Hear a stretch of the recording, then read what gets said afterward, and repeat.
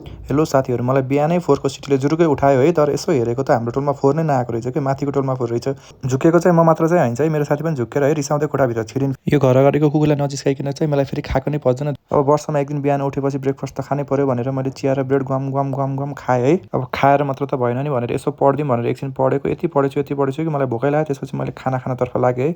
खाना पनि मैले गम गम गम गम गम खाएर एकैछिनमा सकेर प्लेटै सफा बनाइदिएँ। गम गम खाँदा खाना यति धेरै खाइएछ कि साथीहरू, म त दिनभरि सुतेर बसेँ है। साँझ मात्र मलाई स्कुटी सर्भिसिङ गर्नु छ भन्ने कुरा याद आयो।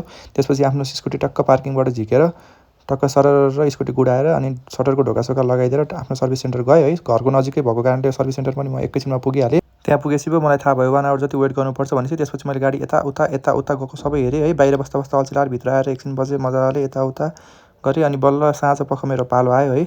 आज सर्भिसिङ गरेको मैले यति मजाले हेरेँ साथीहरू, यति मजाले हेरेँ। अब नेक्स्ट टाइमबाट मैले सायद आफ्नो स्कुटीको सर्भिसिङ आफै नै गर्छु होला भनेको गफ मात्र हो। त्यसपछि हेर्दा वाक्क आएर म त गएर त्यहाँभित्र वेटिङ हलमा पल्टिएँ है, निदाएँ। त्यसपछि मलाई एक्कासी मेरो साथीको याद आयो। त्यसपछि मैले उसलाई कल गरेर बोलाइहालेँ। त्यसपछि उसको स्कुटीमा हामी टक्क भाटपाटिनी जाऊँ न त आइसक्रिम खान भनेर कुरा भइसकेपछि आफ्नो स्कुटी सर्भिस सेन्टरमै छोडेर हामी चाहिँ भाटपाटिनी गयौँ है। आइसक्रिम त उसको बाहाना मात्र रहेछ साथीहरू। भित्र छिरेपछि उसले के किन्यो है। लास्टमा पेमेन्ट गरेपछि फाइनली आइसक्रिम चाहिँ खाइयो। त्यसपछि हामी फेरि ब्याक टु सर्भिस सेन्टर भयौँ। त्यहाँ पुगेर हेर्दा त मेरो स्कुटी त नयाँ जस्तो भएको रहेछ, मैले चिन्नै सकिनँ। त्यसपछि आज मेरो फ्री सर्भिसिङ थियो, सो त्यसको फाइदा उठाएर 300 रुपियाँ बचाएर त्यसपछि मजाले अनि घरतिर लाग्यो है।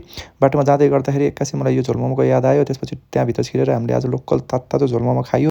जाडोमा यति मिठो भयो कि साथीहरू त्यो झोलमोमो मजाले खाइसकेपछि त्यसपछि म घरतिर लागेँ। घर पुगेर स्कुटी पार्किङमा हालेर आजको डे इन्ड गरियो।